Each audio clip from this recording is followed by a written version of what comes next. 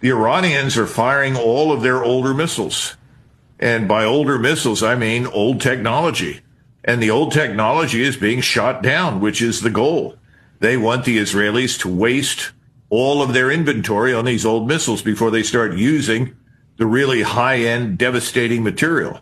So I think this is just the beginning. The other part of this is that we're now going to see the rest of the world sort of link arms around Iran. Because if you're sitting in Moscow or Beijing or Ankara or anywhere else and you see what's happening to Iran, you say, well, look, if we don't stand by these people, inevitably we'll be next. So I think all in all, this is a catastrophe for Israel. Iran, first of all, has an almost inexhaustible supply of missiles, and they have alternative sources. They can not only build their own missiles, they can get additional components and warheads from other sources, whether those sources are North Korea, China, Russia, as I said before.